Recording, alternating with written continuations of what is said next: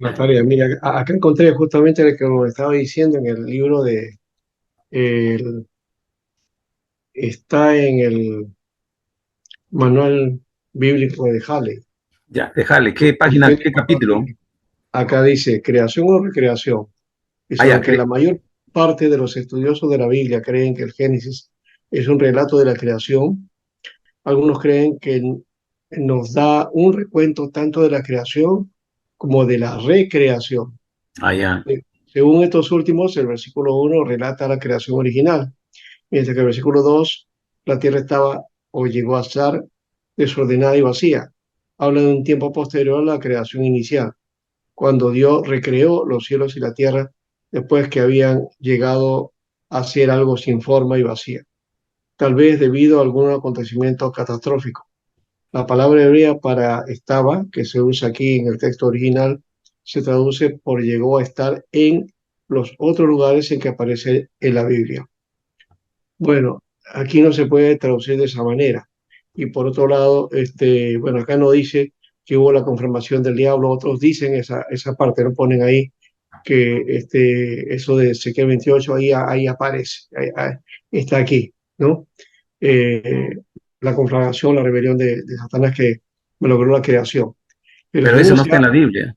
no está. Y ahora, y si uno ve el resumen del segundo relato de creación, porque sí hay un segundo relato en el capítulo 2, ese relato está haciendo un resumen de todo lo que ha hecho, de todo lo que describe el relato de creación del capítulo 1. Ah, ya, Y dice, estos fueron los días en que Dios creó los cielos y la tierra. No dice exactamente. nada acerca de recreación. Nada dice. ¿Ya? Entonces ahí hay, creo, no sé, una cosa jalada de los cabellos, ¿no? En fin, bien, solamente eso para añadir. Ya podrá escuchar después Ya pasó, gracias. la enseñanza, está muy buena, la recomiendo. Bueno, por lo menos en esa parte, no sé más para allá. Sol, qué bueno, Sol, a pesar de que, Hola, Pastor Bonicio, ¿cómo bien. estás? A pesar de que estamos de noche, estamos alumbrados con el sol. El ¿Qué sol. dicen las plagas? Prepárense, hermano, para las Uy, plagas. de grillos acá. Sí, Acá no, ¿verdad? uno no puede estar tranquilo porque te pasa, pero así. ¿Verdad? Hay bastantes grillos. Wow. Y dice que va a Demasiado. haber otras plagas, ¿no? Ujú. Ustedes están ahí cantando de, ¡ahí viene la plaga! Bueno, vienen los grillos, el canto de los grillos. Ya no van a querer grillos ustedes ya.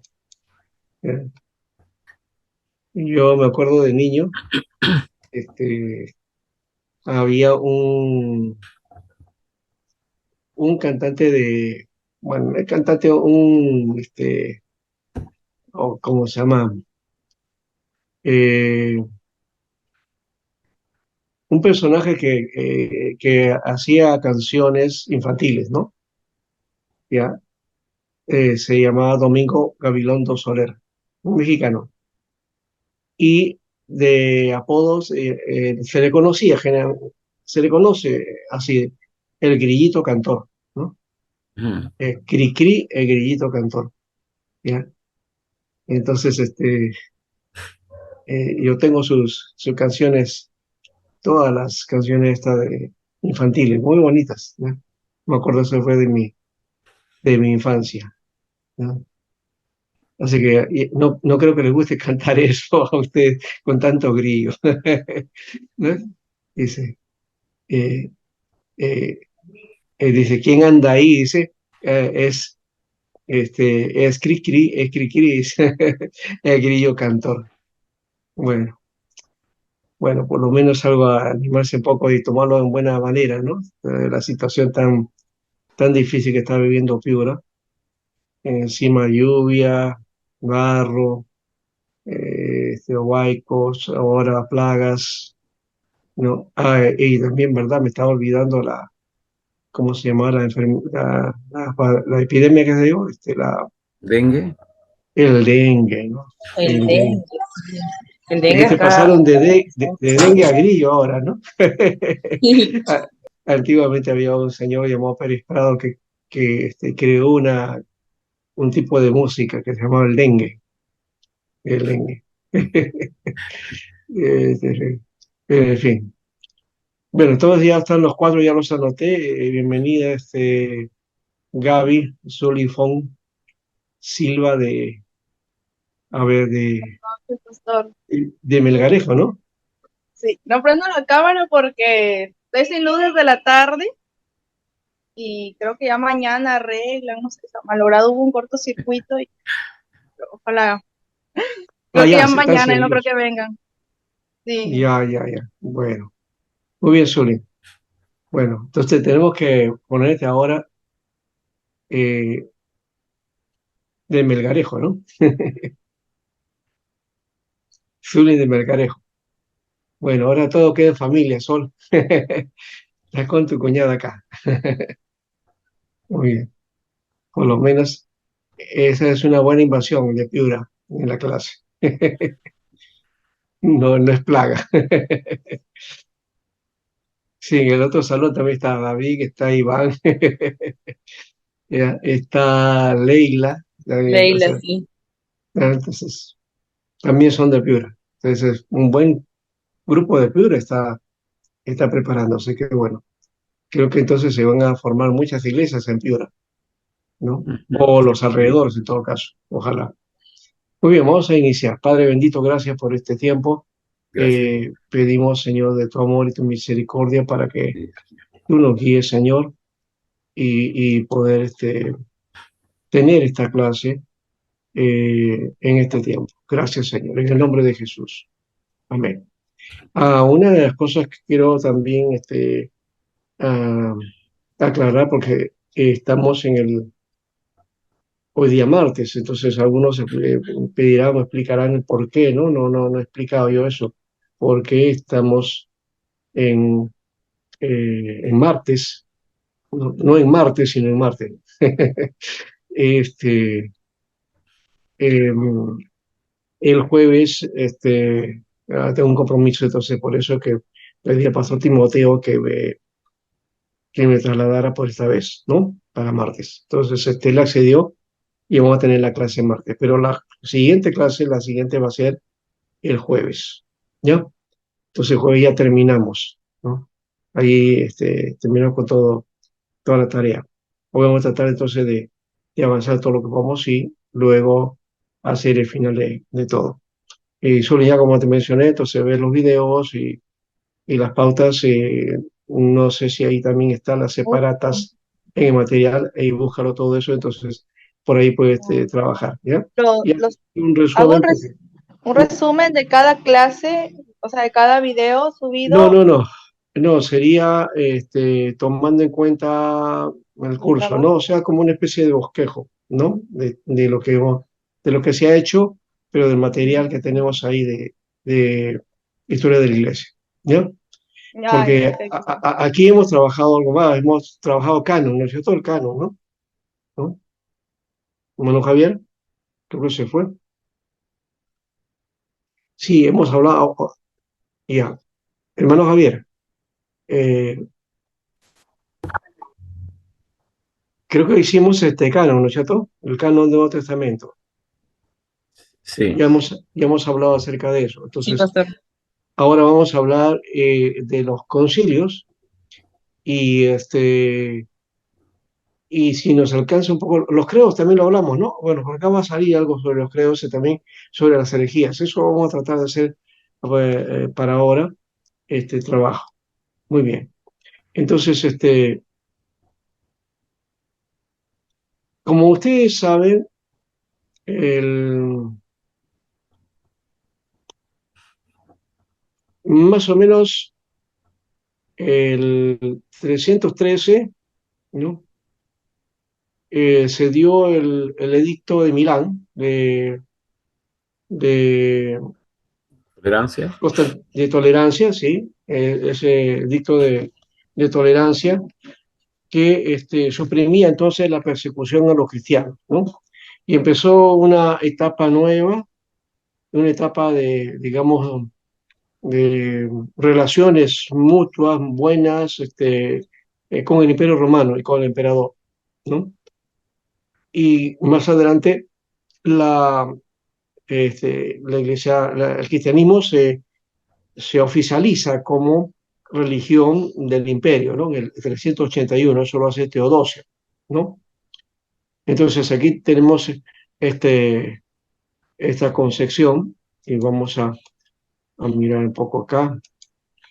Este,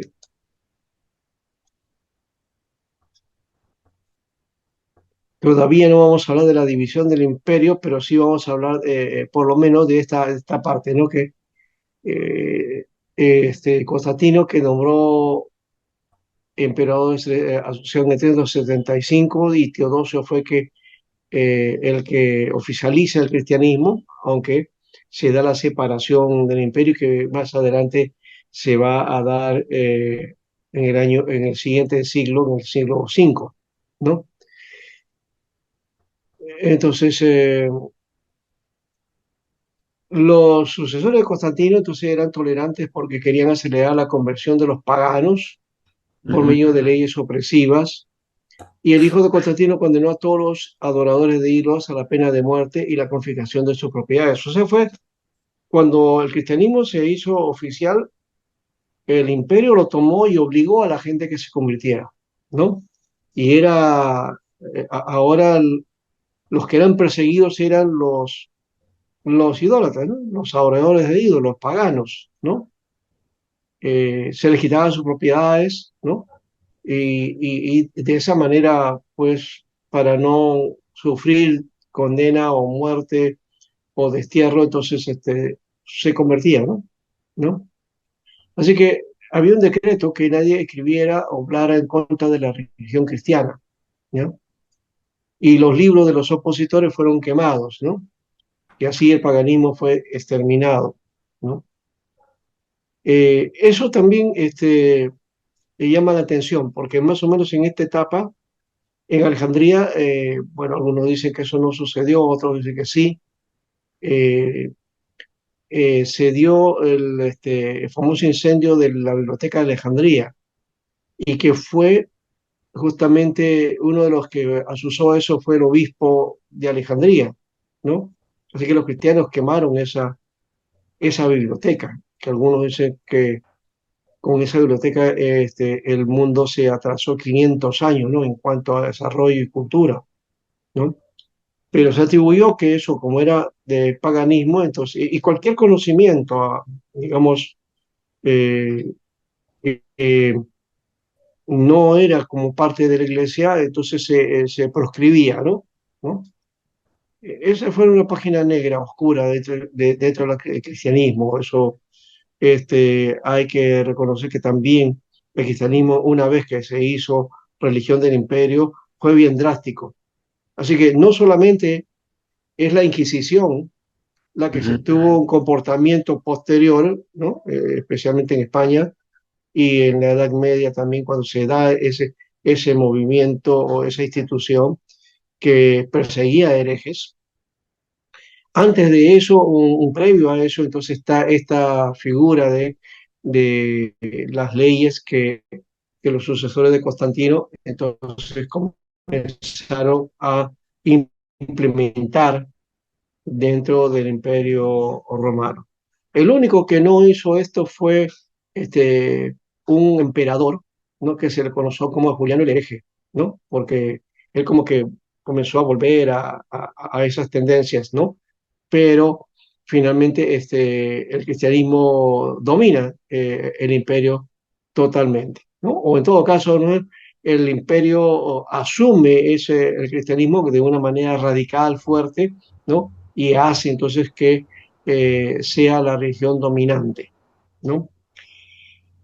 Eh, También surgen entonces guerras civiles en el campo del pensamiento y especialmente dentro de la iglesia. Ahora la situación va a ser en cuanto a las enseñanzas que van surgiendo, no, no porque de fuera la iglesia sea contaminada, sino que salían de dentro de la iglesia, ¿no?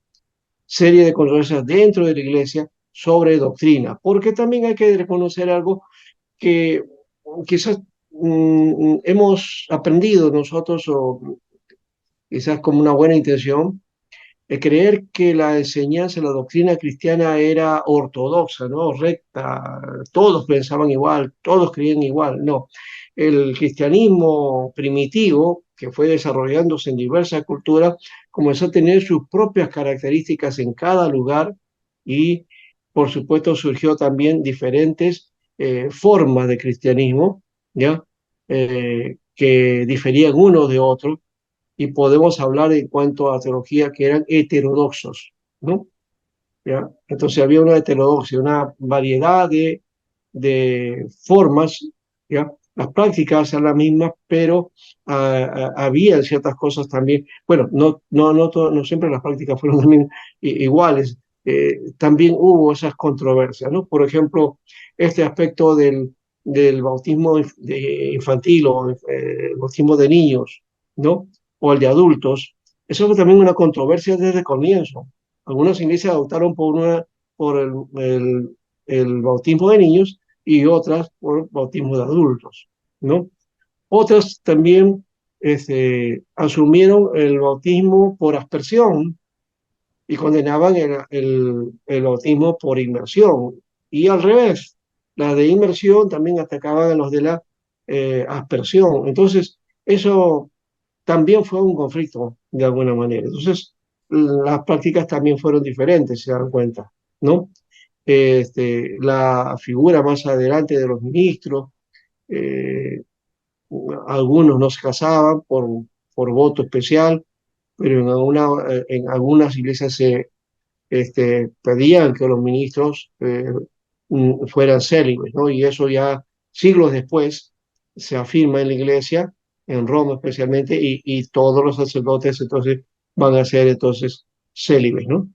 Pero la iglesia protestante asume entonces el casamiento, ¿no? En esa línea, porque también los ministros tenían esa condición desde el comienzo y la práctica en las iglesias era así. Entonces hay varias situaciones que se van dando y que eran, no eran concretas, ¿no? En el primer siglo, por ejemplo, se quería la venida del Señor, ya era inminente. En el segundo siglo ya no se preocupaban por eso, ¿no? Pero se preocuparon entonces, ¿por qué? Porque estas cosas que venían ahora como parte del paquete de la enseñanza, ¿no? Que quizás por alguna corriente que entraron en la iglesia y que tenía que atenderse. Por eso que surge entonces los concilios, ¿no? Entonces, los concilios, entonces, este, ratifican la elección hecha por las iglesias y el reconocimiento del Nuevo Testamento, los libros que le integran, ya hemos hablado de eso, del proceso canónico, eh, recordando sí que el canon no fue fijado antes del año 300, ¿no? ¿No? Hasta antes de 300 no había canon, no había Nuevo Testamento, ya mencionamos eso, ¿no? El Nuevo Testamento aparece en el cuarto siglo y en el quinto ya más o menos, entre cuarto y quinto ya podemos hablar de ese cuerpo literario llamado Nuevo Testamento, ¿no? O que el cristianismo le puso Nuevo Testamento porque al texto hebreo le pone el nombre de Antiguo Testamento, ¿no? O Antiguo Pacto, ¿ya? Ojo que también hemos dicho que esta parte de la Biblia, este Antiguo Testamento para nosotros o Antiguo Pacto, el judío no lo llama así. Eso, si uno habla con un judío y le dice en el Antiguo Testamento dice tal cosa, está aplicando mal, porque para el judío decir que Antiguo Testamento, ¿dónde qué es eso? No lo conoce o lo desconoce, ¿ya? eh, es el texto sagrado o escritura o simplemente le llaman Tanakh, Tanakh, Tanakh con J o con K al final, Tanakh, ¿no? El Tanakh o el Hataná, que es, entonces, en el Hataná dice tal cosa en Isaías o Isaías, ¿no? Ya. O en el Bereshit, que es Génesis, ya. Entonces uno ya puede, si conoce estas cosas, puede un poco hablar de esa manera con un judío en cuanto al texto, ¿no? Eh, Ese texto del Taná, que es el Antiguo Testamento o texto hebreo, eh, se va forjando en el año entre 70 y 90 después de Cristo. Ahí aparece ya más concreto el texto hebreo, se afirma en el siguiente siglo, ¿no? Y ya podemos decir que en el 100, 150 después de Cristo ya hay un texto sagrado completo del Antiguo Testamento, ¿no? Antes de eso estaba la Septuaginta, que sí se hizo entre los 280 al 180 antes de Cristo, ¿no? Es el texto eh, en griego, ¿ya? Y que digamos que es la más antigua. Y claro, sí existía la Torá, o sea, la ley sí estaba, eso sí era la parte, y que es lo que encontró Jesús, y en el contexto ese comienza a predicar. Y también había también textos de los profetas y algo de los escritos, pero todavía no estaba afirmado todo el paquete de textos, ¿no? Por eso es que la Septuaginta pone los textos que pone, porque posteriormente los judíos definen este asunto de cuáles son los libros que deben entrar dentro de sus escritos sagrados. Pero en cuanto Claro. al nuevo la iglesia es la que considera todo ese aspecto, ¿ya? Entonces, muchos libros que fueron llamados apócrifos fueron rechazados por las iglesias y no fueron considerados en el canon del Nuevo Testamento. Ah, aquí creo fue que mencionamos al pastor Dermas, ¿o no? No, no, o en la otra No, clase, porque estoy dando curso de periodo intermedio o intertestamentario, entonces ahí creo que he mencionado eso. Bueno, por acá, entonces, de repente por ahí hablamos acerca de eso. Bueno, pero el asunto está en que el canon se desarrolla a partir de los concilios. Entonces, además, los concilios establecieron también la doctrina. La doctrina cristiana que tenemos ahora es producto de los concilios. O sea, lo que se establece a partir ¿de qué? De las herejías que se van o lo que la iglesia llamó herejía, ¿no? O que no entró porque la mayoría, ¿no? Lo establece así, ¿no? Entonces, esta doctrina aparece aquí, ¿no? Y los dogmas también, ¿no? Y las diversas herejías que se levantaron al interior de la iglesia, entonces son rechazadas. Bueno, declaradas por la iglesia así, en algunos casos la iglesia se ha rectificado, pero en otras ha quedado tal como está ese aspecto, cómo se lo forjaron los concilios, ¿no? Como estoy hablando del asunto del montanismo, por ejemplo, el montanismo, este, en un momento bueno, se fue declarado como herejía. Hoy día ya se le levantó la herejía, ¿no? Ya Montano ya no es un hereje, ¿no? Como igual que Lutero ya no es un hereje, ni Calvino tampoco es un hereje, ¿no? Para la Iglesia de Roma estoy hablando, ¿no? De eso. Entonces ya no hay esa consideración o esa acusación que pendía de la cabeza de ellos. El montanismo, por ejemplo, sería pues el pentecostalismo de hoy, ¿no? El pentecostalismo de ayer sería entonces la figura de Montano y su movimiento, ¿no?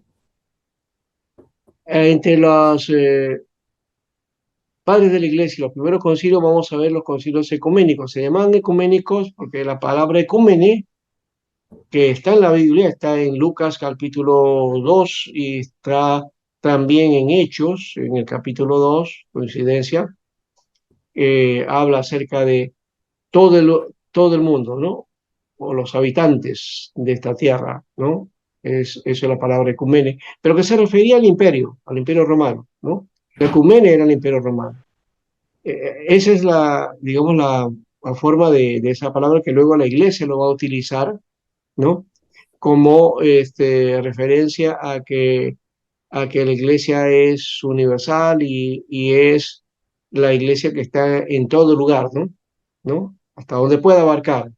Entonces, eso es la ecumene, pero especialmente abarcando todo el imperio, ¿no? Cuando dice hasta el fin del mundo, por ejemplo, cuando dice en Hechos 1:8, ¿no? Y me traí testigos en Jerusalén, en Judea, Samaria y hasta lo último de la tierra. Lo último de la tierra justamente habla de esa ecumene, que es el Roma, ¿no? Todo el territorio romano la última parte de Roma, de ese imperio, el final de eso estaba en las costas del Mediterráneo, hasta donde llegaba, ¿qué cosa? España. E Hispania, que ahora es España, ¿no? Está en la Biblia, España no existía como nación, de paso. Hispania era una región, o la Hispanía era una región. Y Pablo habla de eso, de querer ir hasta Hispanía para llevar el Evangelio y cumplir con esa tarea de llegar hasta lo último de la tierra, ¿no? Y hasta ese sector entonces era la ecumenia. Todos los habitantes eran parte de esa ecumenia, ¿no? Esa, todos los que Roma cubría, esa era la ecumenia. Entonces, vuelvo a repetir, esa palabra la utiliza la iglesia para establecer la cubierta, ¿no? Que la iglesia cubre, ¿no? La iglesia está en todo lugar, ¿no? ¿Ya? En todo lugar del imperio. Ha llegado a establecerse de tal manera entonces que hay una ecumenia, ¿no? Una iglesia ecuménica, ¿no? Entonces no es el mismo concepto que hay ahora o que algunos asumen eh, de ecuménico es que conversar con otras religiones, ese no es el concepto de ecuménico, ¿no? No tiene nada que ver con eso. En todo caso, tiene que ver con las iglesias, sí. Las iglesias, entonces todas las iglesias reunidas, entonces hacen el sentido ecuménico, ¿no? Eh, por ejemplo, la, la iglesia evangélica tiene varias denominaciones, ¿no? Cuando nos reunimos, nosotros todos, como iglesia, de diferentes lugares, ¿no? Entonces estamos haciendo una acción ecuménica. No le llamamos así, pero es así, es el concepto que deberíamos bíblicamente utilizar, ¿no? Pero lastimosamente tiene un carácter negativo, ¿no? Frente al mundo evangélico, y entonces lo ecuménico es algo malo, ¿no? Que es Roma, que es la que quiere intentar apoderarse de todo, ¿no? Y conversar con otras religiones y todo eso, ¿no? Entonces es ya otro concepto, se ha cambiado el concepto en todo caso, ¿no? Entonces yo lo que estoy tratando de hacer es mirar este concepto desde el concepto bíblico, ¿ya? No desde el uso moderno que tenemos hoy en los aspectos religiosos.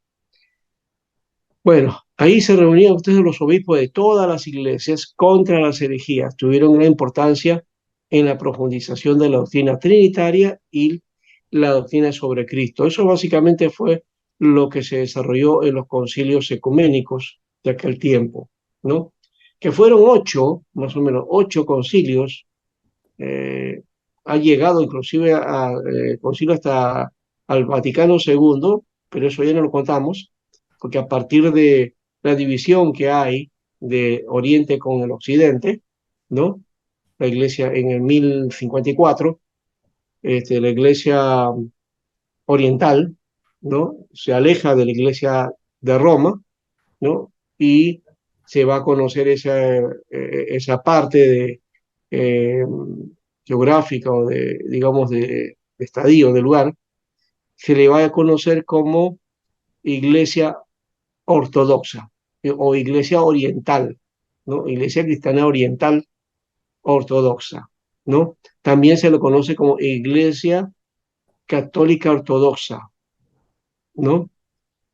Que ahí está el otro término también, ¿no? La palabra católico se va a utilizar para los obispos que van a estar en el concilio de Nicea, especialmente los que van a digamos, a responder, ¿no? O que van digamos, a poner su propuesta para desechar a Arrio, ¿no? E irse contra el pensamiento arriano, ¿no? Esos eran los obispos católicos, ¿no? Ese concilio fue en el año 25 en Nicea y se planteó la idea de que Jesucristo entonces es verdadero Dios de la naturaleza del Padre contra el error de Arrio, ¿no? Contra el error de Arrio. o el arrianismo. O sea, ahora, ¿qué cosa es el arrianismo? Es la idea en que planteaba aquí, vamos a mirar este aspecto. Hay tres controversias. Eh, una de estas tiene que ver con Cristo, la otra es con la naturaleza de Cristo y la otra es sobre el pecado, ¿no? Y la primera es la que define el aspecto en cuanto al Padre, al Hijo y también el aspecto de la Trinidad, ¿no? Aquí está el organismo, ¿no?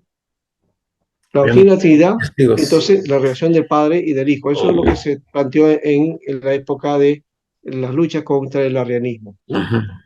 Ya. El arrianismo se puede considerar como una reacción exagerada contra el sabelianismo, ¿no? El sabelianismo es otra figura que vamos a mirar después. Sabelio, es el que planteaba el asunto del pecado y la salvación, ¿ya? Perdón, sí, Sabelio es el que plantea eso, ¿no? No, este es Pelagio, Apolinari y Sabelio era otra cuestión que tenía que ver con el aspecto, digamos, no trinitario, ¿no? Entonces, eh, ahí creo que también hay el macedonianismo y otras cuestiones que hay que ver posteriormente. Ahora, aquí el sabelianismo no admitía distinción de personas en la Trinidad, ¿no? Ya.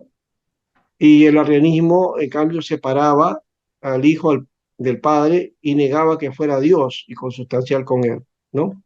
Esas eran básicamente las diferencias, ¿no? Para el sabelianismo, bueno, es todo igual, ¿no? Eh, las tres personas son iguales y de ahí también más adelante va a salir el modalismo, pues el modalismo va a ser esa figura de Dios expresándose de varias maneras, ¿no? De varios modos, ¿no? Pero el Padre, el Hijo y el Espíritu Santo son lo mismo, dice, ¿no? El mismo, por eso se le llama modalismo, o se va a derivar en eso. Pero el arrianismo, entonces, no tomaba esto eh, y hacía diferencias, y al Espíritu Santo, pues, no lo tomaba en cuenta tampoco, ¿no? Y solamente asumía que Dios era el Padre, el Hijo no era Dios, ¿no?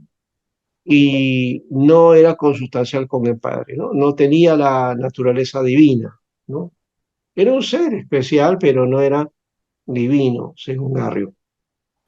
Arrio era presbítero de Alejandría, del año 318, era de Libia, discípulo de la escuela de Antioquía, la escuela era de interpretación literalista, ¿no? Cuando hablamos de la escuela de Antioquía, hay dos escuelas de paso de pensamiento o de interpretación bíblica. Una fue la de Alejandría, que enseñaba a estudiar la Biblia a partir de alegorías, ¿no? Y llegar a las verdades por medio de las alegorías, las metáforas, los símbolos, no las figuras. En cambio, el Antioquía lo que iba es al texto, es decir, al texto literalmente, ¿no? ¿No? Lo que decía el texto, ¿ya? Y lo trabajaba de esa manera. ¿Ya? Esas fueron las dos escuelas de pensamiento o de interpretación básicas que se desarrollaron al comienzo, ¿no? Y que tuvieron su hegemonía en la iglesia. Ya después la iglesia comenzó a usar otras formas que llegan hasta el exégesis hoy día, ¿no? De cómo interpretar el texto, ¿no? Ahora, Arrio poseía una dialéctica muy así firme, ¿no? Acerada, decía, ¿no? Acero, o sea, porque era firme, era férreo, ¿no? Y era asceta y místico a la vez, ¿no? Y expuso la doctrina de que Cristo, que era superior a la naturaleza humana, pues digo, un ser especial, ¿ya? Pero era inferior a Dios, según Arrio, ¿ya? Y de paso decía que no era eterno, ¿no? En existencia. Así que él tuvo principio, ¿no? Tuvo principio, Dios lo formó, Esa es la idea de Arrio. Este concepto es muy parecido al concepto que tienen los testigos de Jehová, ¿no? Los testigos de Jehová tienen un pensamiento muy, muy, muy parecido al de Arrio, ¿ya? Ahora, desde 318 comenzó a enseñar su doctrina, que se puede resumir en que no hay más que un solo Dios, eterno e incomunicable, y el verbo Cristo, que no es eterno, es creado de la nada, por tanto, es una criatura, ¿no? Una criatura superior, pero es criatura. Mucho más excelente que los demás, pero no es consustancial con el Padre. O sea, no tiene la misma sustancia, la misma esencia de Dios, ¿no? No tiene la naturaleza divina, por decir eso. Así que no es Dios, según Arrio, ¿no? Ahora, Alejandro, obispo de Alejandría, es otro obispo también, ¿no? Así como Arrio, los dos fueron obispos de Alejandría. Este Alejandro se le pone y demuestra que el verbo sí es coeterno con el Padre, y que sí es divino, y que sí es Dios, ¿no? Bueno, en el proceso, ahí inicia, lo que sucede es que Alejandro muere, y entonces Alejandro es reemplazado por Atanasio. Él sigue entonces defendiendo la postura de Alejandro y se opone a la doctrina de Arrio, ¿ya? Él afirmaba que la unidad del Hijo con el Padre, ¿no? Existe la unidad, el Padre con el Hijo, y la vida de Cristo y su existencia era eterna. Esas dos propuestas defendió Atanasio, ¿no? ¿Ya? El Hijo y el Padre, entonces, eran una unidad. Y que Cristo, ya, la existencia eterna, Cristo tenía la existencia eterna, ¿no? Cristo tenía la existencia eterna, o sea, Cristo es eterno. Básicamente eso es lo que defendió Atanasio.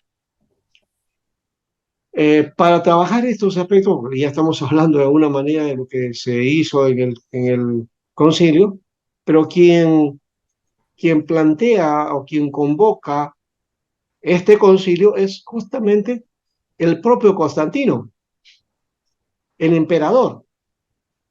Aquí viene el problema que, eh, que muchos estudiosos, qué sé yo, los que estudian estas cosas y que plantean otras cosas, ¿no? Que van contra el cristianismo, ¿no? Plantean de que es Constantino el que inicia todo esto, ¿no? Ustedes creo, no sé si han visto esa teoría. Dan Brown, por ejemplo, en su famoso libro del Código de Da Vinci, ahí plantea eso, ¿no? Él ordena todas las estructuras, ¿no? Hace una idea, en realidad lo que hace es utilizar todas estas herramientas de datos, ¿no? Pero formando una estructura de pensamiento errado, ¿no? Digamos que crea un fake news, ¿no? Un fake news, ¿ya? Entonces, y ese fake news la gente lo ha creído, ¿no? Lo ha creído.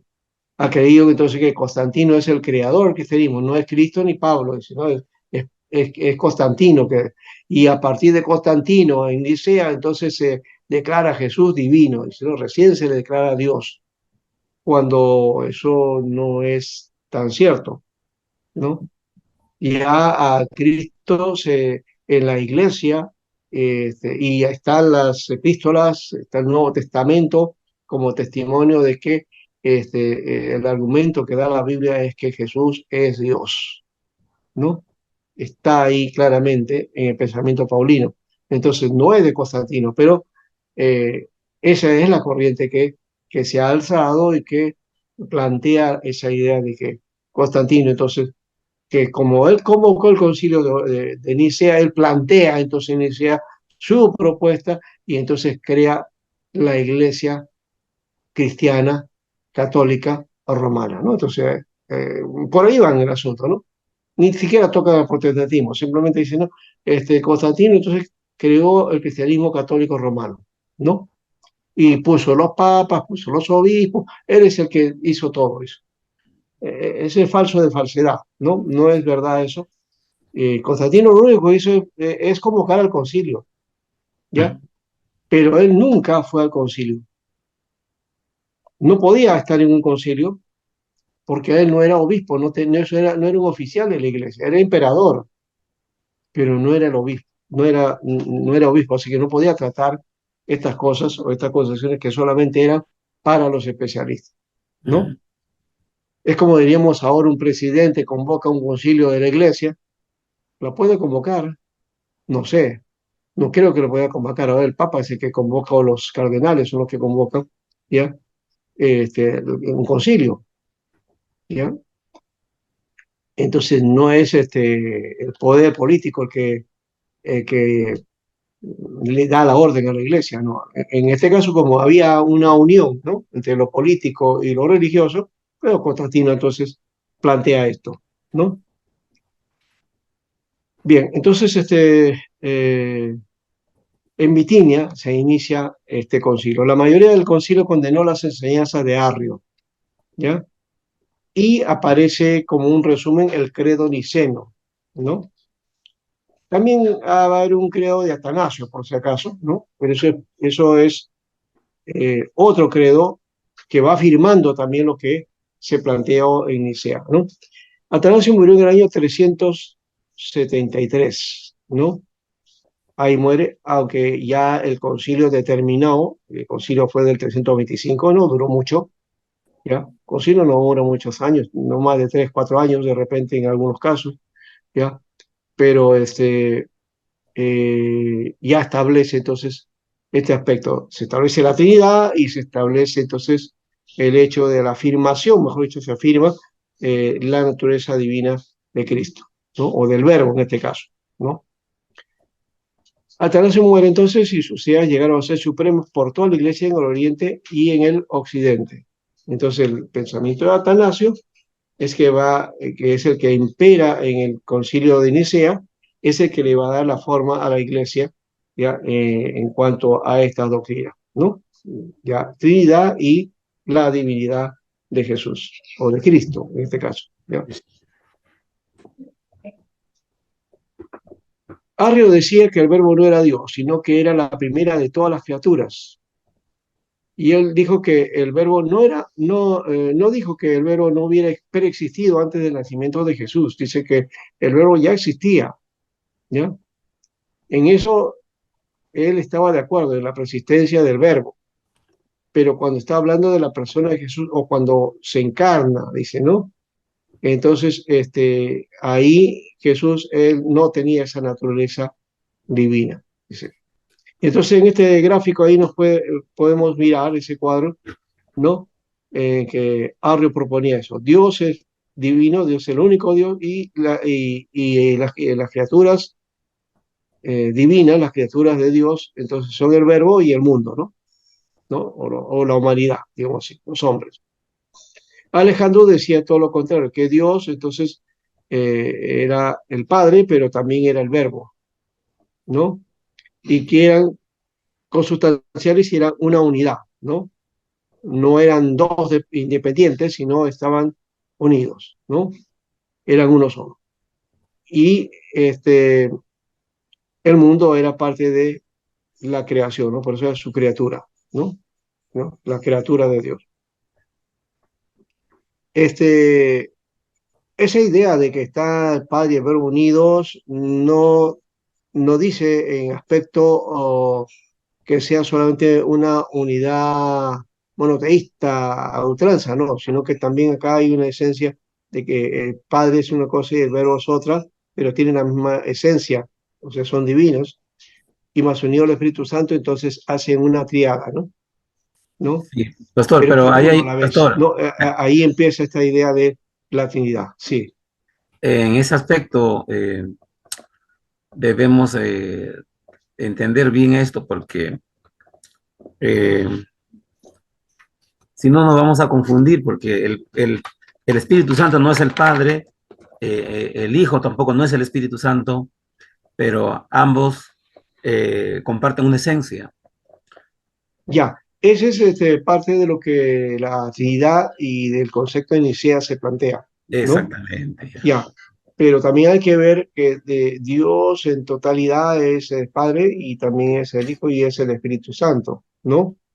Entonces, que son coiguales en todo caso, también hay, parece, y eso ya es otro asunto, en que la forma de expresar de Dios eran, como dice en hebreo, ¿no? De varias formas, ¿no? Varias maneras. Y ahí Ujú. viene también entonces el concepto del modalismo, por eso, ¿no? Dios se presentó como Padre en el Antiguo Testamento, como Hijo en el Nuevo Testamento, y para la Iglesia la presencia del Espíritu Santo, ¿no? Ujú. Pero es del mismo Dios, ¿ya? Así es. Entonces, ese es otro elemento, porque algunos plantean solamente una sola idea, ¿no? El Padre es Dios y lo demás no, ¿no? Entonces, que el Espíritu Santo es una fuerza, Jesús Ah, no es un ser especial nada más, ya, y ahí y queda, ¿no? O a otros que también dicen, no, que ahora Dios le ha dado todo a Jesús y entonces ahora solo es Jesús, ¿no? ¿No? Y de ahí viene lo solo Jesús, ¿no? es que ahí, Y por pastora, otro lado hay la idea de otros que plantean el Espíritu Santo, ¿no? Que la esencia es todo el Espíritu Santo, entonces ya no es el Padre, ya no es el Hijo, es el Espíritu Santo. Bueno, son formas, pues se dan cuenta que hay diferentes enfoques que se da a esto, ¿ya? Pero básicamente Nicea es el pensamiento de que partimos todos, estemos o no de acuerdo con esto, ¿no?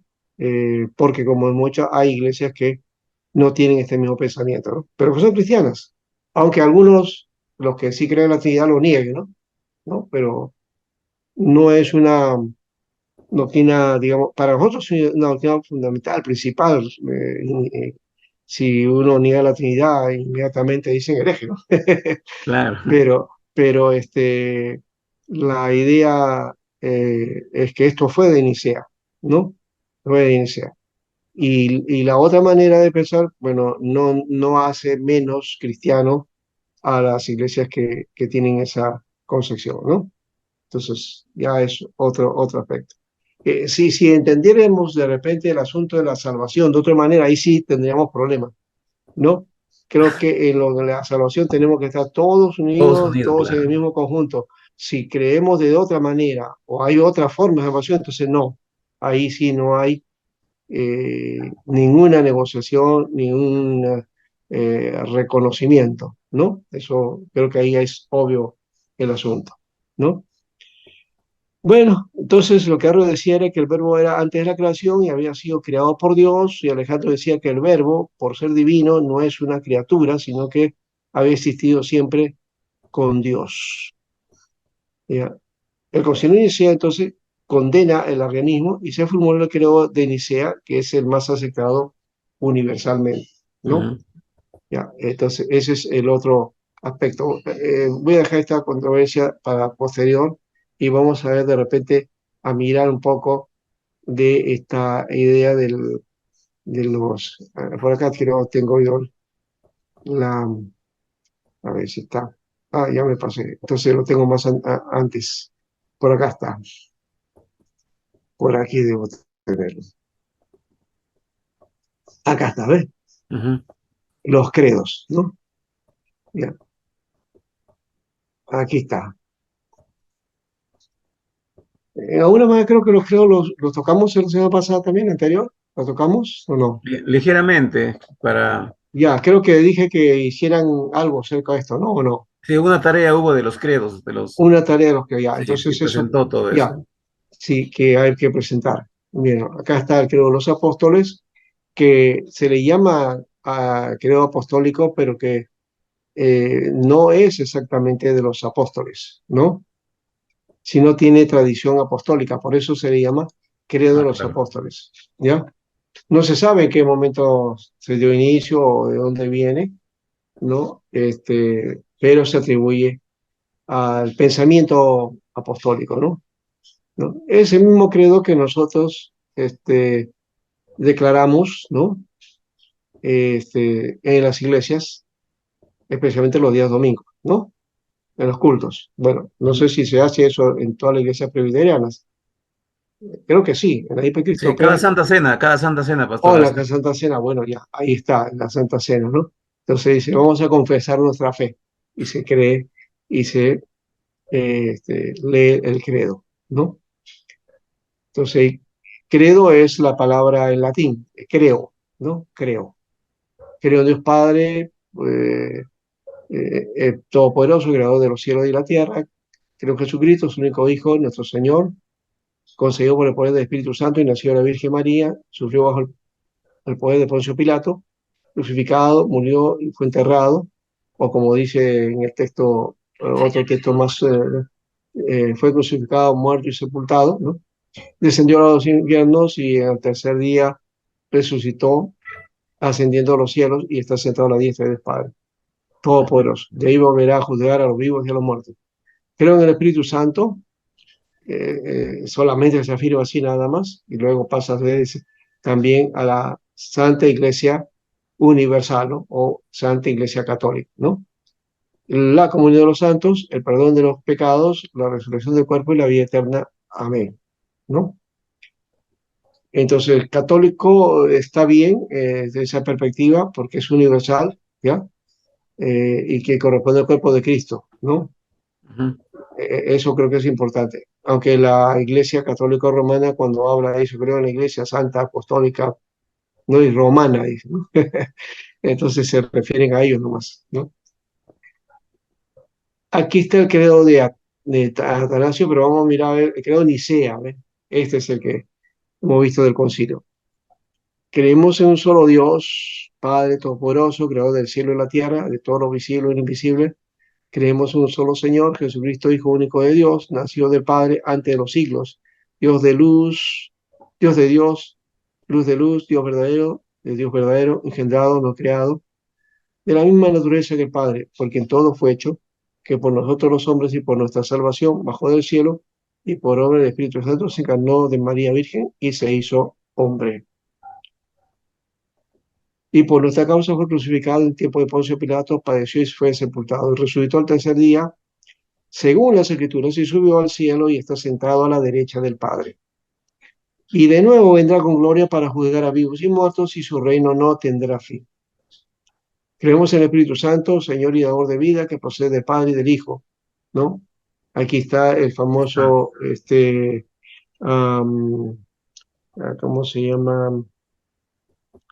El concepto ese que dividió a la iglesia del Oriente con la iglesia de Roma, ¿no? Ese concepto que procede, ¿no? Procede del Padre y del Hijo, que con el Padre y el Hijo recibe una misma adoración y gloria y que habló por los profetas. Creemos en la Iglesia, que es una santa, católica y apostólica. Reconocemos un solo bautismo para el perdón de los pecados y esperamos la resurrección de los muertos y la vida del mundo futuro. Amén. Ese es entonces el credo de Nicea. Credo que también se recita en las misas. Toda misa está el credo apostólico y también está el credo de Nicea. Son los dos credos que se recitan en la misa. Toda misa, por si acaso, no falta esto en toda misa, ¿no? pastor, pastor, Sí, perdón, una pregunta. ¿Es como la ceremonia del Te Deum, la misa del Te Deum también que la Iglesia Católica se lo ha, que te digo, como apoderado, porque sí, sí, eso era un himno, sí, un no himno tengo era. mucho en la historia del Te Deum, pero que es de Roma básicamente, y ellos, Te Deum, creo que es Te Deum, ¿cómo es? Está en latín, Laudatis, creo. Te Deum Laudatis, te damos la gloria, algo así, ¿no? Te alabamos, Señor, ¿no? Es la idea de eso. Entonces, que en otros casos era cantado, ¿no? ¿No? Era cantado, claro. Ya, pero básicamente es una ceremonia de corte romano, ¿no? ¿No? Del estilo romano, ¿no? Te Deum. No es propiamente protestante, Ay, ay, ay. ¿no? Sí, nosotros tenemos que hablar de acción de gracia en ese caso, ¿no? Te Deum tiene otra concepción, ¿no? Ahí está, Te Deum es te lo amo, oh Dios. Te lo Te, amo, sí. sí, te dé un loado, laudati, te loamos, oh Dios. Sí. Am, acá está esa idea de del que procede del Padre y del Hijo, este, eh, algo así como el filio, me he olvidado ahorita la palabrita esa, ¿ya? Pero que es la que dio inicio a toda una controversia, ¿no? ¿Ya? Entre el Oriente y el Occidente, ¿no? Bueno, ahí lo vamos a recordar. Luego entonces también está la de Atanasio, que ya es un resumen de todo esto, ¿no? ¿Ya? Acá dice, porque así como la verdad cristiana nos obliga a confesar que cada una de las tres personas en particular es Dios y Señor, así la religión católica nos prohíbe decir que hay tres dioses o tres señores. El Padre por nadie ha sido hecho, no ha sido creado ni engendrado. El Hijo proviene únicamente del Padre y no ha sido hecho ni creado, sino engendrado. El Espíritu Santo proviene del Padre y del Hijo, ¿no? No ha sido hecho ni creado ni engendrado, sino que procede, ¿no?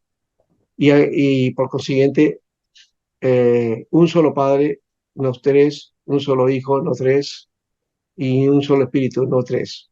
Y en esta Trinidad nadie es antes o después, nadie es mayor o menor, sino que las tres personas son igualmente eternas y del mismo modo iguales. Eso es de que en toda, como ya se ha dicho antes, hay que venerar la unidad en la Trinidad y la Trinidad en la unidad. El que quiera pues ser salvo debe creer en todo esto acerca de la Trinidad. Aquí Atanasio pone un elemento que no, no lo dice la Biblia, ¿no? Que para ser salvo debes creer en la Trinidad, ¿no? Dice, el que quiera pues ser salvo debe creer todo esto acerca de la Trinidad. O sea que No entiendo. Pues mi para, abuelo está. No, Es la A. acá. a ver quién, Utiliza, es la Z. ya creo que se silenció, ¿no? Ya. Entonces, Atanasio pues pone eso, ¿no? El que quiere entonces pues ser salvo debe creer en, en todo esto acerca de la Trinidad, o sea, creer en lo que Atanasio dice, ¿no? ¿Ya? Eso es lo que propone Atanasio, pero no lo dice la Biblia. La Biblia en ningún momento dice que para ser salvo crees en esta... Sí, sí, ¿no? Sí, en la Eso es parte posterior. final. En la parte final lo Claro. dice, pues ahí. ¿Ah? En la parte final de su credo está ahí. Sí, sí, sí, De de Atanasio. Atanasio, pero Ujú. la Biblia no lo dice. Ah, claro. La Biblia lo que dice que para ser salvo es creer en Jesús. Jesucristo. Eso es lo que dice, ¿no? Ya. Y claro, el elemento que sí aparece es bautizarnos en el nombre del Padre, del Hijo y del Espíritu Santo, ¿no? Que de paso dice, no dice en los nombres. No hay nombres, sino es un solo nombre, ¿no? En el nombre del Así Padre es. y del Hijo y del Espíritu Santo, ¿no? Entonces no están separados. Bueno, ya es otro elemento, ¿no? Ya estudiarán en todo caso en teología sistemática sobre ese aspecto también, sobre la cristología, y en la neumatología estudiarán también el aspecto del Espíritu Santo, ¿no? Y acerca de la Trinidad. Eso ya lo van a estudiar en su momento, ¿no? Solamente nosotros estamos mencionando aquí estas situaciones, pues, ¿no? Que esos eran los pensamientos que habían, pues, ¿no? Las posturas que había. Entonces, de ahí, los concilios fueron definiendo estos aspectos, ¿ya? Sigue el credo, dice, pero es necesario que para la eterna salvación creer fielmente también la encarnación de nuestro Señor Jesucristo. Ahí lo afirma, ¿no? Y aquí la fe ortodoxa, creer y confesar que nuestro Señor Jesucristo es el Hijo de Dios, Dios y hombre, es Dios de la sustancia del Padre, engendrado antes de los tiempos o de los siglos, y es hombre de la sustancia de su madre, nacido en el tiempo, Dios perfecto, hombre perfecto, de alma y un cuerpo humano, igual al Padre según la divinidad, inferior al Padre según la humanidad, aunque cuando sea Dios y hombre no hay, sin embargo, dos Cristos, sino uno solo. Uno porque la divinidad se ha convertido en carne, sino que porque la humanidad ha sido asumida en Dios. Uno absolutamente no por una mezcla de sustancias, sino por la unidad de la persona. porque de la misma manera que el alma racional y el cuerpo hacen un hombre, así Dios y el hombre hacen un solo Cristo, y el cual padeció por nuestra salvación, descendió a los infiernos y al tercer día resucitó de entre los muertos, subió de los cielos y está sentado a la diestra de Dios, Padre omnipotente, y desde ahí vendrá a juzgar a los vivos y a los muertos. A su venida todos los hombres resucitarán con su cuerpo y darán cuenta de sus propios actos, y los que obraron bien irán a la vida eterna y los que obraron mal al fuego eterno. Esta es la fe católica. Quien no la creyere fiel y firmemente no podrá salvarse. Dos veces habla de ese aspecto, ¿no? Una, que tienes que creer en la Trinidad y que también tienes que creer en esta fe católica, o sea, en el pensamiento de Atanasio. Estamos fritos. Tienes que ser del pensamiento de Atanasio Católico. Completamente. Si no, no te salvas. Por eso, fuera de la Iglesia Católica no hay salvación, mi pastor. Claro, después, esto es lo que justamente la Iglesia Católica asume después en su catolicidad, y ellos dicen: fuera de la Iglesia Católica no hay salvación. No hay Estamos fritos. salvación. No podemos. ¿No? Ya no somos salvos. Entonces, pero Atanasio por lo menos nos da uh, por una la salvedad, ¿no? Pone, pero es necesario, dice, para la eterna salvación, ¿no? La fe en Jesucristo, ¿no? ¿No? Y que Él hizo la obra de redención para nosotros, ¿no? Entonces, ese es el centro, creo. Ese es el centro, ¿no? Y eso es lo que la Biblia también enseña y nos muestra, ¿no? Lo demás es complementario en todo caso, ¿no? Ninguna iglesia salva, ¿no? Y Sí. ninguna doctrina, por más buena que sea, si la crees ya eres salvo automáticamente, no. Es solamente a través de Jesucristo y solo por la fe y la gracia en Jesús que somos salvos, ¿no? Muy bien, creo que eso nos define bien ese aspecto. Y luego está el credo de Calcedonia, pero vamos a mirar entonces los otros concilios, porque nos hemos quedado a iniciar nada más. Vamos a mirar, a ver aquí el concilio de Constantinopla. En 381 enseñó la divinidad del Espíritu Santo contra el error de Macedonio, ¿no? Macedonio, ya, nos plantea otra propuesta aquí, ¿no? ¿Quién es Macedonio? ¿No? No está hablando de Macedonia, por si acaso, ¿no? Nada tiene que ver con Macedonia. Macedonio era, digamos, una persona muy destacada dentro del cristianismo de esa época, ¿no? Que planteaba otro elemento, ¿no? Diferente, ¿ya? Con respecto al Espíritu Santo, ¿no? Su concepción se llama macedonianismo, ¿ya? Y no recuerdo exactamente si se le llama, no es modalismo, el modalismo de Sabelio. El otro es mm, mm, Nematocos, creo que se llama algo así. No recuerdo exactamente la figura, ¿no? Estoy buscando aquí para que tener esta propuesta y darle a ustedes el, el concepto exacto, ¿no? Tengo una separata sobre apologética, ¿no? Algo así de apologética o defensa de la fe, que viene y hasta doctrina apologética. Acá está.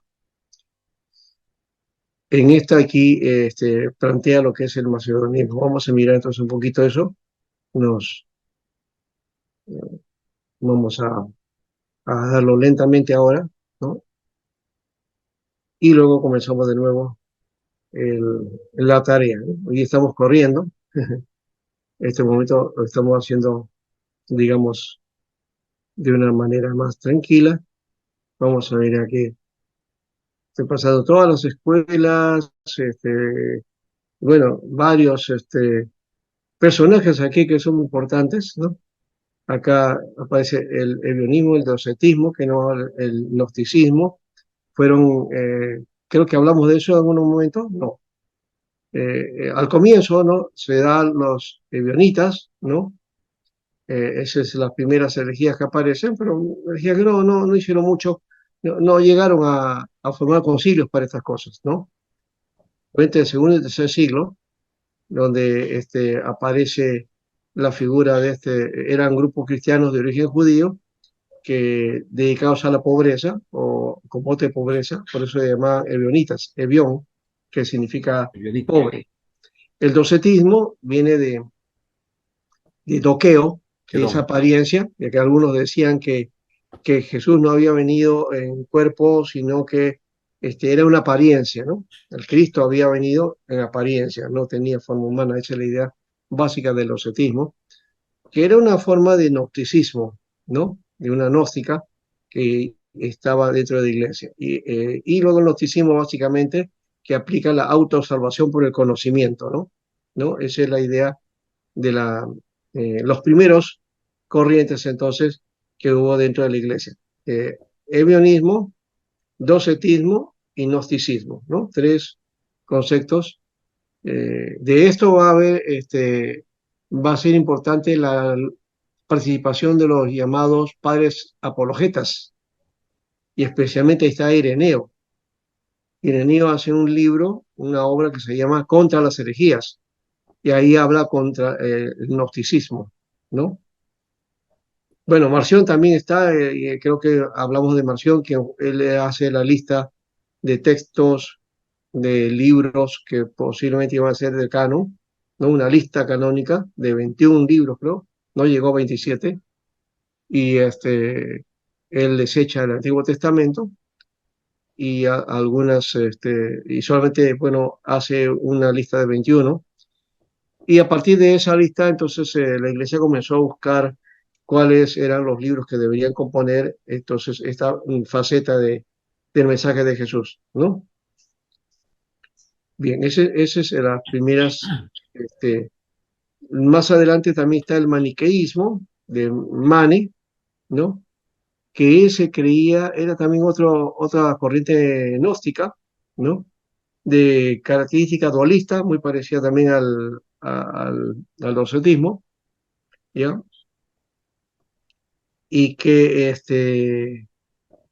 él conoció entonces el cristianismo en Persia, ¿no? Y tenía ciertas corrientes, pues, orientales, ¿no? De Persia y todo eso, ¿ya?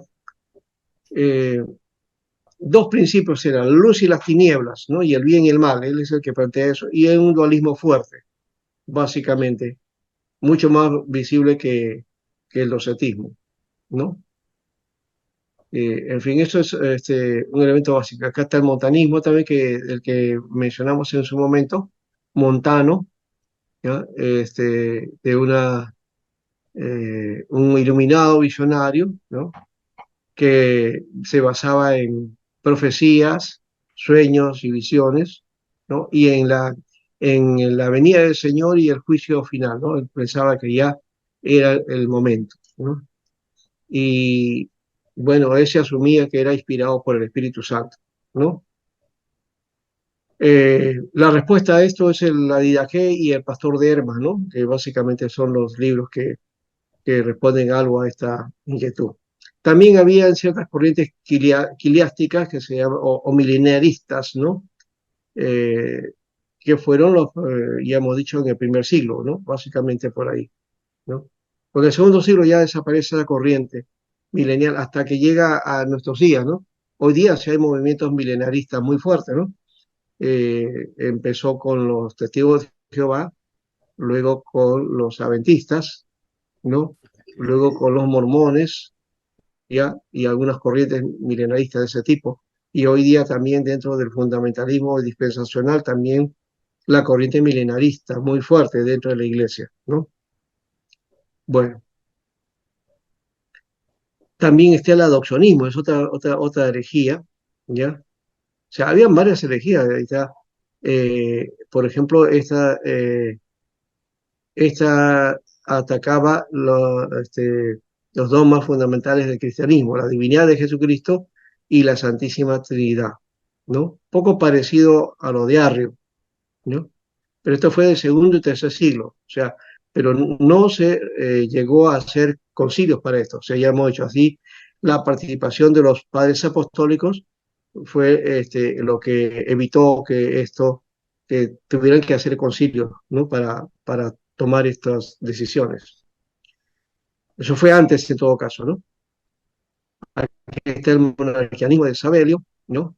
Que admitía la divinidad de Cristo y la unidad de la divinidad, pero que discrepaba en el modo de compaginar estos dogmas, ¿no?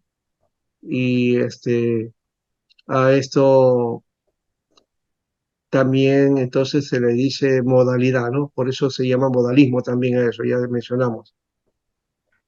Y aquí está también la energía más básica sobre la Trinidad, el donatismo, ¿ya? Fruto de Montano y de Tertuliano.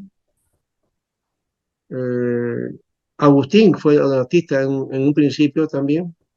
Y aquí está el arrianismo, ¿no? En su primera etapa, hasta llegar a Nicea, lo que hemos visto. Y luego también se plantea por aquí el macedonianismo, que está, ¿no? Los nematómacos, o sea, están los nematómacos. Ya, los voy a poner aquí. Entonces, los nematómacos. Ya. Este documento es de un curso de apologética que yo cuando doy eso lo planteo, esta parte también. O sea, como parte fundamental, eso es lo que se dio en su momento y que son doctrinas que no han dejado de ser, porque vienen hasta nuestros días con ciertos formatos, pero que en esencia son lo mismo, ¿no? Están ahí, ¿no? Eh, Aquí entonces, eh, Arrio se limitó básicamente a las cuestiones con el verbo, ¿no? ¿Ya? Pero cuando niega a la divinidad del Hijo, también entonces implícitamente ya estaba negando la del Espíritu Santo, ¿no? ¿Ya? Porque ya la iglesia había planteado, ¿no? Que el Hijo y el Espíritu Santo proceden del Padre, ¿verdad? Eso es lo que dice en el credo. Ahí está la palabra filioque. Esa era la idea, el filioque. Ese filioque, que para 1054 fue la controversia, ¿ya? Entre los ortodoxos y los occidentales, ¿no? La iglesia occidental, o sea, Roma, se apartó la iglesia oriental porque no quería aceptar esa idea del filioque. Él decía que el Padre, el Hijo procede del Padre, ¿ya? Y el Espíritu no, Mm. ¿ya? Entonces dice, no, se decía, no, es que el Padre, el Hijo y el Espíritu Santo proceden del Padre. No, no era su idea en todo el caso, ¿no? Ahora, eh, ¿qué cosa es lo que tenía entonces el macedonismo? Tenían este asunto de eh, que el Espíritu Santo entonces para ellos lo declaraban como una criatura de Dios, un servidor especial, ¿ya? Eh, de una especial gracia, ¿no? Superior a todos los ángeles, pero que era inferior a Dios, ¿no? Eso es lo que planteaba Macedonio, el macedonianismo, ¿ya? Y por eso ahí está el concilio de Constantinopla, ¿no? Acá está, del que estábamos hablando. Los años siguientes no trajeron más novedad que la intensificación de la lucha por ambas partes entre los defensores de la Trinidad. Además de San Atanasio, se distinguieron Gregorio Nacianceno, Gregorio Niceno, Hilario Potiers y Ambrosio de Milán. Roma se adelanta al problema y conociendo los nefastos efectos de la cuestión arriana, entonces eh, convoca el sínodo, ¿no? En 380 y publica los anatemas, ¿no? Los anatemas a Damasio por eh, la experiencia de los desórdenes que habían habido en el imperio durante la época del arrianismo, ¿no? Y entonces Teodosio primero, de acuerdo con Dámaso primero, ¿no? Sí, en este caso es las maldiciones de Dámaso, ¿no? Anatemisi Damasi, ¿no? Él convoca al Concilio Constantinopla en el 381 y más tarde fue reconocido como el segundo ecuménico, el segundo concilio ecuménico, en donde se advierte las ideas macedonianas que ya estaban teniendo fuerza, ¿no? Y se condena entonces esa corriente, ¿ya? En el concilio se proclamó el símbolo denominado epitafio, y en el Espíritu Santo procede del Padre. La experiencia del Hijo Filioque se añadió más tarde, ¿no? Este concilio con su símbolo fue reconocido como ecuménico, ¿no? Bueno, entonces y aquí está la idea del Filioque, ¿ves? De la expresión y del Hijo, ¿no? Procede del Padre y luego y del Hijo. Eso fue posterior y que la Iglesia del Oriente no aceptó eso, ¿no? No. El Espíritu Santo procede del Padre nada más, pero no procede del Hijo. Entonces de ahí viene el problema del filioque, ¿no? Mm. Bueno, después vienen las herejías cristológicas, pero vamos otra vez a nuestro panorama aquí para volver de los concilios, ¿no? Estoy tratando de comparar uno con otro. Ahora, concilio de Éfeso, 431. En Cristo hay una sola persona. La Virgen es Madre de Dios, Teotocos, y se va contra la corriente de Nestorio, ¿no? Nestorio también, entonces, negaba un poco la idea de la concepción del Espíritu Santo, de Jesús, ¿no? Como como divino, ¿no? Es la reacción de la escuela antioqueña acá eh, contra el arianismo y contra el apolinarismo, ¿no? Eh, eh, Fue una reacción doctrinal contra el arianismo, por lo cual andaba a la par con los apolinaristas en dos puntos básicos. Primero, la defensa de la divinidad de Cristo, y segundo, el principio de que dos naturalezas completas no pueden formar una sola persona. Entonces sí creían en la divinidad de Cristo, pero no creían que pudieran estar juntos, ¿no?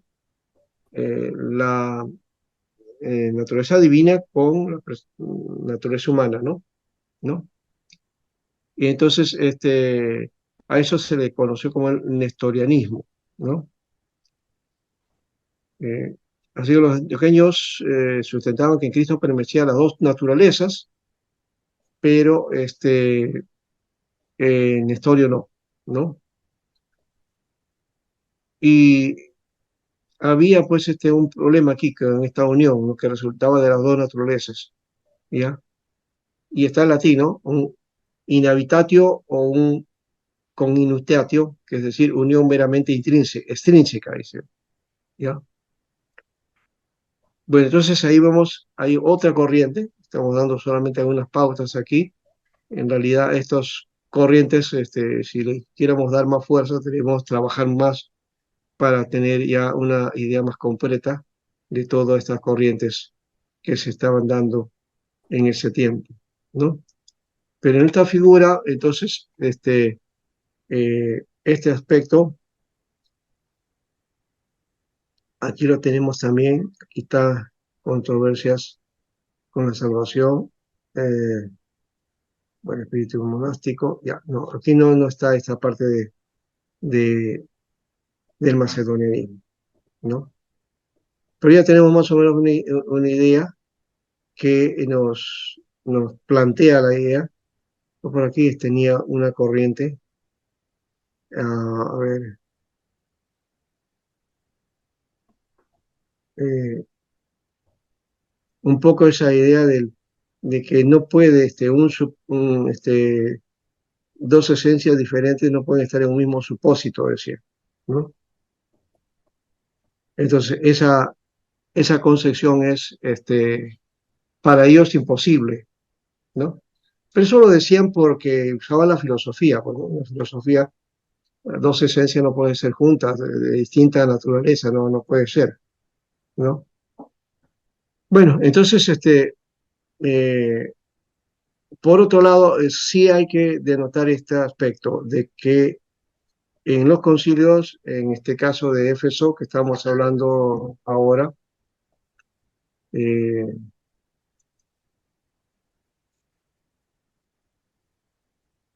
ujú, sí, creo que me había pasado yo, habíamos estado hablando de Nestorio, pues, de nestorianismo, ¿no? Ya, este, decía que había una sola en Cristo hay una sola persona, ¿no? Eso es lo que planteó el Éfeso, y también habla del monofisismo, también se habla del diofisismo, ¿no? O sea, dos naturalezas en una sola persona, ¿no? Eh, y que María era la madre de Dios. Pero cuando se está hablando de eso es porque en Nestorio no planteaba la idea de que posiblemente, en todo caso, si dos esencias o sustancias no pueden estar juntas, una va a dominar a la otra, ¿no? Entonces decía, no, no puede entonces ser divino y ser humano a la vez. O es divino o es humano, ¿no? Y entonces, este, Éfeso plantea entre los obispos que, que él es Dios. Y para afirmar eso que es Dios, entonces plantean de que María viene a ser la madre de ese Dios, es decir, de la segunda persona de la Trinidad, ¿no? Entonces, madre de Dios, del Dios de la divinidad, ¿no? Es madre de la segunda persona de la Trinidad, ¿no? O de la divinidad. Y entonces lo resumen, le ponen madre de Dios. Y de ahí aparece el término, o sea, eso está en castellano, pero el término es Theotokos. Theotokos. Theotokos significa engendradora de Dios. Engendradora de Dios. O sea que ella trajo a la divinidad, ¿no? Y como trajo la divinidad, entonces Jesús es el que es producto de eso, ¿no? Pero no es la idea de que ella sea madre de Dios, el Padre, no. Eso es un mal concepto, ¿ya? Y en la Iglesia Católica sí, ella se plantea esa idea, que ella es la madre de Dios, pues, ¿no? ¿No? Ujú. ¿Ya? Entre nosotros decimos, no, no puede ser la madre de Dios. Pero está bien, no puede ser la madre de Dios, del Dios el Padre, pero sí de Dios el Hijo, sí. Del Hijo, sí. No del Padre, pero del Hijo, sí. Y están hablando, afirmando eso, ¿para qué? Para ver entonces la divinidad de Jesús, la divinidad del Verbo. Para afirmar eso, se afirma entonces que ella es la madre, ¿no? Del Verbo, ¿ya? La madre del Verbo. Eso creo que también hay que tener el cuidado y hay que afirmarlo bien. Entonces, ¿no? Ujú. ¿Ya? Entonces, de repente alguno no le va a decir, bueno, que no le vamos a decir ya es la madre de Dios, porque para uno es escándalo, seguramente para algún hermano, pero sí es madre del Verbo, Así es. ¿ya? Madre del Verbo. Y el Verbo es divino, es Dios, por eso que es Theotokos, ¿ya? Pero hay que entenderlo con Lucas, pastor, eso. Con Lucas 1, ¿Ya? entender que la sombra del Altísimo te cubrirá y el ser será llamado Hijo del Altísimo. Claro, claro, desde esa perspectiva, ¿no? Y Ujú. recibe entonces esa naturaleza divina, ¿no? Por eso el concepto Theotokos vale, es correcto, ¿ya? El, solo que cuando decimos Madre de Dios, entonces ahí viene el problema para nosotros, nos descuadramos, porque ¿cómo puede ser Madre de Dios? En su sentido humano, en su naturaleza humana, Claro, en la naturaleza humana de humana, de Dios, Cristo. o del De Dios, Cristo. o de Dios que se encarna, ella es la madre, Ujú. ella es la madre, claro, desde esa perspectiva. Ya, entonces, el Concilio de Calcedonia, 451, en Cristo hay una sola persona divina y dos naturalezas, la divina y humana, porque es verdadero Dios y verdadero hombre.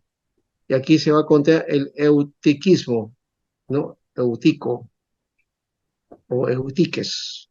Eutiques. No es Eutico el que se cayó por ahí, ¿se acuerdan? En la No, no prédica, es ese. Sí, este es otro, no es la figura esta de ese personaje, ¿no? Eutique era otra cosa. Está hablando contra la idea del monofisismo, ¿ya? Y la otra tendencia que era el liofisismo, ¿no? Y el liofisismo es el que se afirma pues en este, en este concilio, ¿no? De Calcedonia, ¿no? A ver, algo más aquí. Acá está el monofisismo. Frente a la doctrina de Nestorio, se declaró en Éfeso que en Cristo había una sola persona, y esto creó la escuela de Alejandría, que triunfaba sus ideas, porque la escuela de Alejandría era monofisista, y ya confió en la validez de sus planteamientos filosóficos y comenzaron a defender cada vez más abiertamente que no solamente había en Cristo una sola persona, sino también una sola naturaleza, ¿no? La unión o fusión de la divina y la humana, ya que es imposible emitir dos naturalezas completas, ¿no? Entonces eran unidas, ¿no? Dos fusionadas. Yo creo eso, de paso, ¿no? Así que ha sido fusionado en realidad, ¿no? Este, Ahora, frente a la doctrina monofisita, la teología contaba con elementos valiosos. Está Teodoreto de Ciro, que antes había luchado contra un San Cirilo, precisamente, proveyendo lo que podía pasar, y Eusebio de Orilea, que ya estaba también impugnado, el nestorianismo a la cabeza de todos, Flaviano, patriarca de Constantinopla. En 488, un sínodo local, Eusebio de Orilea presentó ante Flaviano una acusación contra Eutiques y las nuevas doctrinas. Este fue citado y al fin se presentó, pero acompañado de muchos monjes y soldados. Se negó a retractarse y defendió la doctrina de Cirilo. Al urgirle cómo se efectuó la fusión de las dos naturalezas, no supo qué responder, pero en otras ocasiones él y los suyos hablaban de absorción de la naturaleza humana por la divina o de confusión o conversión, ¿no? Y entonces ahí viene el caso de Macedonia. Tras la definición papal, Eutiques y Dioscoro se negaron a aceptarla y convocaron un sínodo en Éfeso en el que mediante la fuerza y la coacción hicieron aprobar sus doctrinas y dispusieron los obispos y patriarcas que se lo oponían doctrinalmente. Así se convoca a un cuarto concilio ecuménico en Calcedonia, que fue convocado en el 451 por el emperador romano de Oriente, Marciano, ¿ya? A instancias de León I para refutar las doctrinas adoptadas por el, el conciliábulo de Éfeso, ¿no? Que se le llamó el latrocinio de Éfeso también, ¿no? El concilio condenó el eutiquismo, forma radical del monofisismo, ¿no? Doctrina defendida por el monje bizantino Eutiques, que afirmaba que Jesucristo posee una naturaleza, la divina, y carece de naturaleza humana, en lo que el Papa I denominó latrocinio de Éfeso, pues habían apelado y desterrado a sus delegados, ¿no? Entonces, ahí viene la diferencia, ¿no? La idea que tenía el caso del monofisismo de Éfeso, en realidad era que había habido fusión de naturaleza y era una sola, ¿no? ¿No? Tanto divina como humana, pero con Eutiques decía que solamente Dios tenía la naturaleza humana y no la divina, ¿no? Entonces, por eso plantea que era una sola, ¿no? Una sola esencia. Bueno, entonces, los obispos y los teólogos excomulgan, ¿no? Las herejías monofisitas, ¿no? Y se reconoce al Papa, ¿no? A Anatolio, patriarca de Constantinopla, y a condición de que suscribiera la epístola dogmática, y aunque no era el parecer que celebrara el concilio, se accede y envían legados, ¿no? Para discutir la materia. El concilio se reunió en octubre de 451, asistiendo 600 obispos, ¿no? Y aquí viene la primera división importante en el seno de la Iglesia, en tanto que algunas comunidades cristianas orientales rechazaron las declaraciones de fe conciliares, entre ellas la iglesia de Armenia, la iglesia copta y la iglesia jacobita, perdón. Además, el concilio condenó el docetismo y prohibió la ordenación sacerdotal a cambio de dinero, ¿ya? Y en segundo se promulgaron 27 cánones referentes a la disciplina, a la conducta, ¿no? A los miembros de la iglesia, ¿ya? Y todos fueron aceptados por la iglesia occidental. En Oriente no. Pastor, no estamos viendo lo que usted está leyendo. Sí, sí, hermano, no se preocupe de eso. Pero si quiere lo voy a poner en todo caso, ¿ya? Vamos a poner acá. Ya. Y aquí está el Eso. material.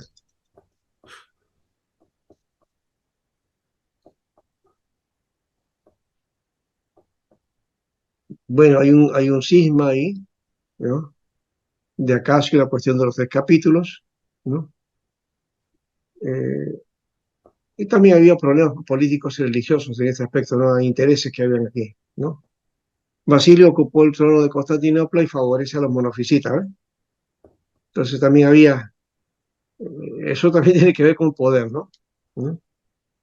En fin, hasta que dice estos 3 puntos y asuntos que eran la persona escrito de Teodoro de Mausestia, Teodoro que era de la escuela, si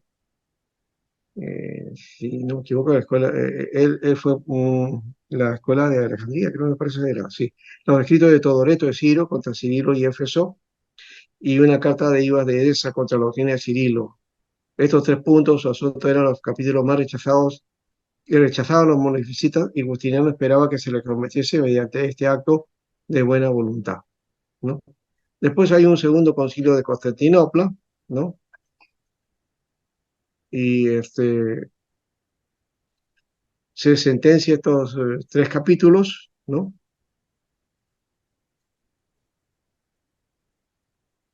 Y el sínodo tomó ese parte 150 obispos, menos que el anterior, ¿no?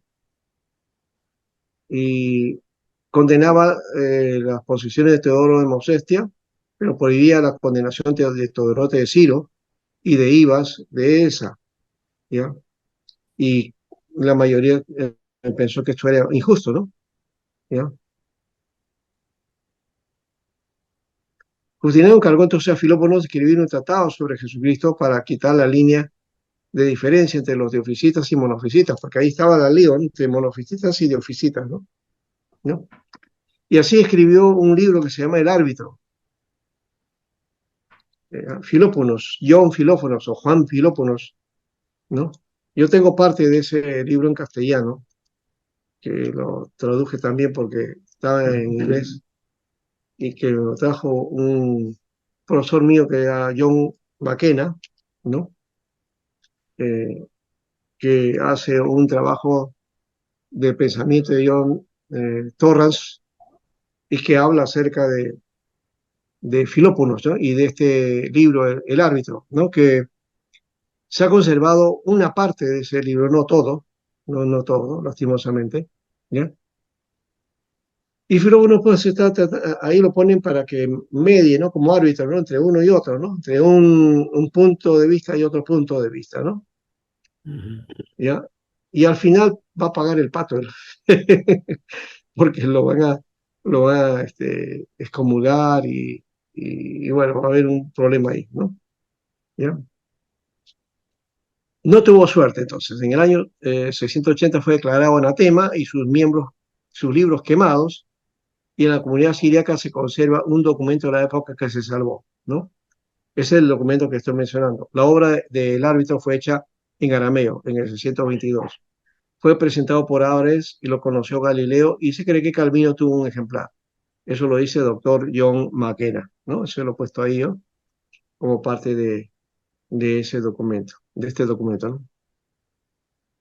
Este documento completo no es mío, yo lo he adaptado, ¿no? Es una compilación que he hecho de varias cosas y lo he puesto ahí, ¿no? Entonces, hay algunas cosas que hay que poner más en orden, pero este caso, por ejemplo, es interesante. Ya, bueno, ¿qué sucedió con esto? Entonces, este, se tomaron medidas radicales, se rompió sus relaciones con el Papa, se hizo borrar el nombre de dípticos, libros y litúrgicos y centros oficiales y se le condenó al destierro junto a los clérigos que se mantuvieron fieles. Ante esta nueva violencia se dio vigilio y otra vez se aceptó la decisión del sínodo, con lo cual quedaba este elevado al rango de concilio ecuménico. Y así lo hizo el Papa Vigilio en un segundo manifiesto titulado Segunda Constitución de 554. ¿No? Bueno, entonces ahí vemos el asunto. Bueno, pero ¿por qué entonces Filóponos al final pues es condenado por porque él no acepta el dioficismo, ¿ya? Y tampoco el monofisismo completamente. Lo que hay, lo que él plantea es un monofisismo donde plantea también la Trinidad, ¿ya? Pero se le condenó como monofisista triteísta, ¿no? O sea, no como trinitario, sino como triteísta. Entonces ahí viene ese problema, ¿no? Y como digo, John McKenna lo estudia y John Torras también. Son los únicos que estudiaron a Filóponos sobre este asunto. No hay más, digamos, trabajo sobre eso. Había que realmente trabajar, ¿no? El pensamiento de este personaje que fue muy interesante y que nos plantea una tercera propuesta, ¿no? ¿No? Ni diofisita ni monofisita, sino un monofisismo donde sí acepta la Trinidad, ¿no? Entonces, ese es otro elemento ahí interesante, ¿no? Y este monofisismo que plantea aquí Filógono es muy parecido a la de Éfeso, ¿no? Que este, Cristo entonces tenía su esencia divino-humana. Y bueno, No es que era divino 100% y humano 100%, como dicen, ¿no? Y diferente, ¿no? ¿No? Dos naturalezas que se han unido. No, él decía, no, están fusionadas, ¿no? Están fusionadas, ¿no? De ahí aparece la palabra homousis, ¿no? Esencia, y también la idea de, bueno, la hipóstasis que va a salir también como idea aquí, que es la idea de la unión hipostática, es decir, el verbo que toma la condición humana, ¿no? sí, sí. ¿No? Pero pastor, no es un híbrido, no podemos hablar de ello, también hay que tener Ah, cuidado en no, ese no, no es aspecto. un híbrido, no, no, es que, Exactamente, claro, claro. no, pero que ese no es la idea tampoco, no, no, no. No. Es divino humano, sí, Exactamente. ya, pero no es una condición híbrida, no. Entonces, porque lo híbrido es una mezcla. Eso. Acá no estamos hablando de mezcla, no hay mezcla, ¿no? Bueno, es un misterio en todo caso ese aspecto, ¿no? No, no es tan fácil de describirlo, ¿no? Y como digo, esos son temas para trabajar en teología, vamos a trabajar ese aspecto también, ¿no? Por ahí. Básicamente todos estamos hablando de historia Así es. y si hay estos elementos, bueno, porque se tienen que tocar de alguna manera, ¿no? Bueno, en todo caso, ahí son detalles ahí que hay que trabajar, hermanos, ¿no? Profundamente, en realidad. Bueno, vamos al otro lado o vamos al descanso. Tenemos ahorita solamente con un planteamiento, que es el concilio de Calcedonia, hasta ahí hemos llegado, y la situación con Eutiques, ¿no? Hasta ahí, eso es lo que hemos trabajado básicamente en este material, pero yo tengo, y vamos al descanso, y al descanso volvemos para mirar los otros cuatro concilios, ¿no? En otro material que tengo por ahí, ¿ya? Muy bien, vamos al descanso. Espero no haberles mareado con todo esto. ¿Está bien? Está muy bien, pastor. Está bien. ¿Se ha entendido? Entendido. ¿Ya? Sí, Ah, ahí pastor, en estamos. algo. En algo. Bueno, Isabel, Adrián también lo ha entendido. Y nuestra hermana, ¿dónde se fue? Ya se fue nuestra hermana, creo.